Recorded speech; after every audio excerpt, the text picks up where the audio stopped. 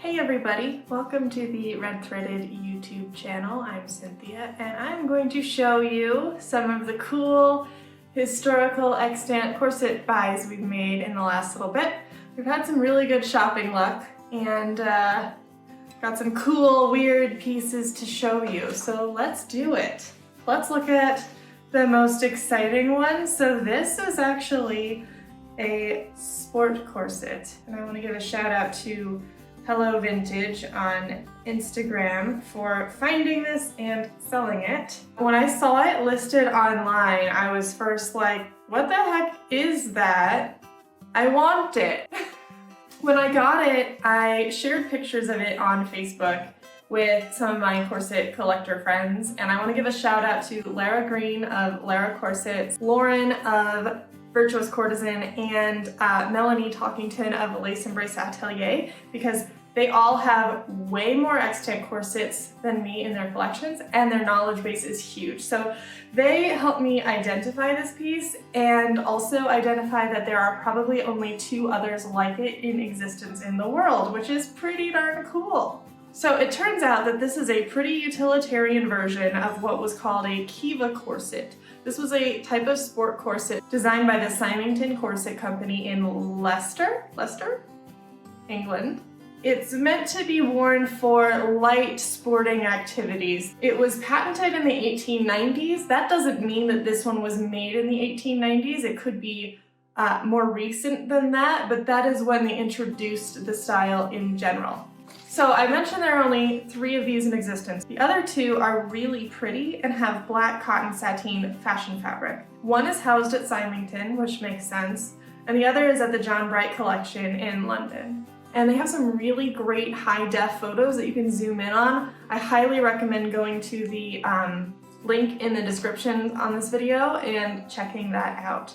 So this is basically like the knockoff Aldi version. I don't know if it was actually made by Symington or made by a different company. The irony of that is that Symington themselves were known for knocking off other brands. So while this seems to be an original Symington design, I don't know that this particular corset was made by Symington. It doesn't have any sort of stamp or marking in it. If anyone has further information on that, or one of these in their collection, please let me know. So the John Bright collection also has a really great description of the Khiva corset. R&WH Symington and Company responded to the need for sport corsets with the Khiva corselet, named after an ancient city in Uzbekistan, a major trade center on the Silk Route connecting Europe and Asia. So they really just wanted to sound like exotic. Yikes. The company marketed the Khiva as incomparable for tennis, cycling, boating, golf, and riding, assuring ladies that it was possible to combine an elegant figure with good health and freedom of action, without the need for compression, and only a bust measurement was required when ordering for a perfect fit. It would seem, however, that the Khiva was not designed to be worn alone, as the tabs anchored it to a lower garment or corset. We'll get to more on that later. So ours is obviously the plain sister to the 2 lovely extants in the UK. The back fastening strap system is really fascinating. So now let's take a look at this on a form and find out how this garment actually works. This is the entire back closure mechanism. These back edges here are just steel bones. There's no hooks or any other attachment at all. These straps come through holes on the side, and they still have their buckles, although they are quite corroded and rusty. But this one comes on the outside here, and then this one wraps through and comes through this slit that's reinforced here on the side. So this one has to come through a little belt loop. This one comes out through a slit, and then you just tighten up both of them. And the buckles are the type that automatically lock on themselves under tension. And that is how you would adjust the waist. So I imagine when they said you only needed to send your bust measurement, this is why, because you would fine-tune the waist fit using these straps. As you can see, these are pretty short-waisted, but it's not as short as it looks when it's just sitting on a table. You know, this dress form is fairly long. This is on the shorter side as far as garments go, but corsets of this period tend to be a little bit short anyway.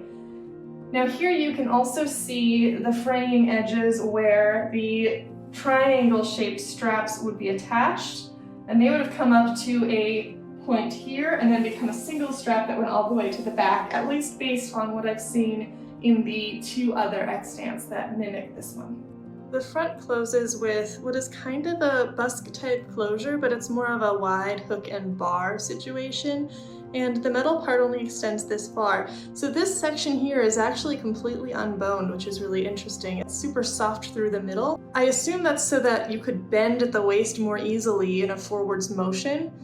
And then this little strap here is actually an elastic. And over here it would have hooked. The bar for the hook has come off, and so I've just pinned it. One of the things I love about extants that are a little rough around the edges is you can kind of get in there and see construction details in ways you may not have if it was a perfect piece.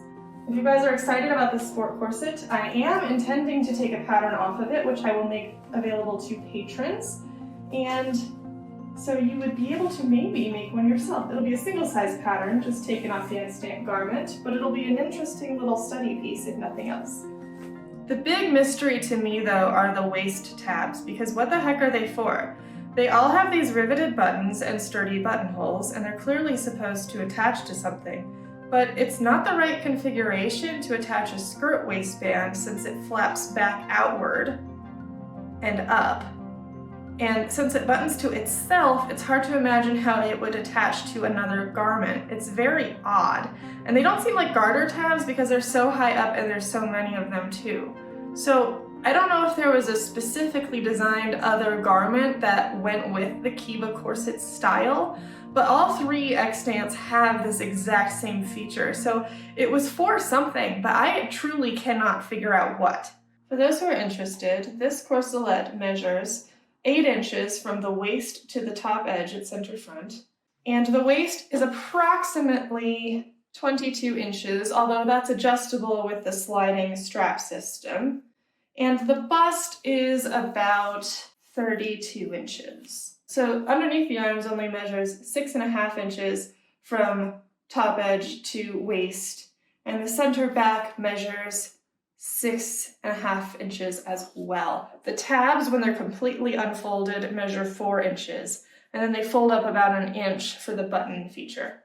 Now, folks are often interested in what the boning material is in extant historical corsets. In this one, the only place a magnet sticks is the center back and then the front busk hook type closure. Everything else appears to be baleen or at least not metal. One other really funny thing about this corset is that in 1965, a ceramic artist used Khiva corset advertisements on a line of pottery. So if you Google Khiva corset, K-H-I-V-A, corset, you get a ton of vintage mugs and even repro chamber pots and things from that like 1960s Victorian revival look. I would love to know more about this corset, especially the tabby things.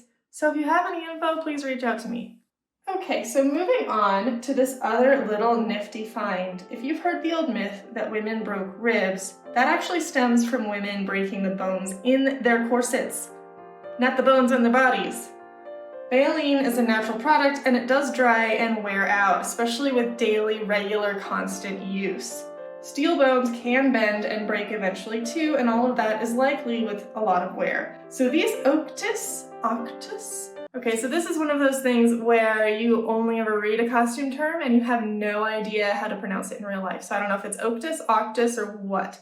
But anyway, these shields were created as a solution for the issue of bones snapping in the waist of corsets. You could buy the Oktis shield and stitch it into the inside of your corset to help reinforce broken bones or bones that were starting to get brittle. So here's a new old stock set with original packaging. The imagery on the envelope dates to the 19-teens, which means that these were made at least then, if not ever so slightly later. Women were wearing corsets into the 1930s of various types, so we can't specifically date this set to the 19-teens.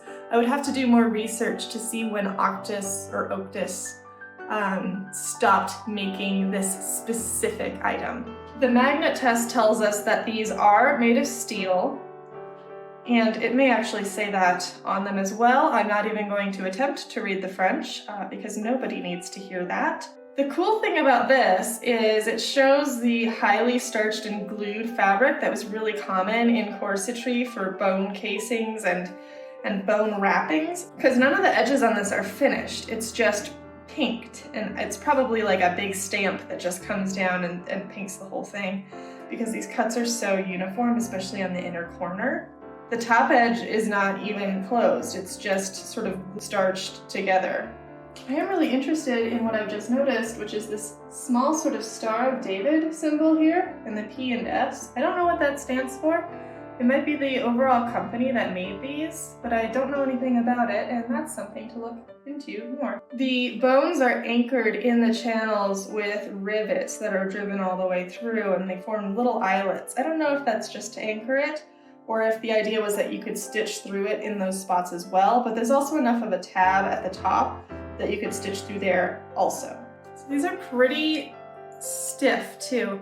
I would compare these to a modern 1/2 inch wide steel bone of regular thickness, which is heftier than a lot of corset bones were at the time, even steel ones.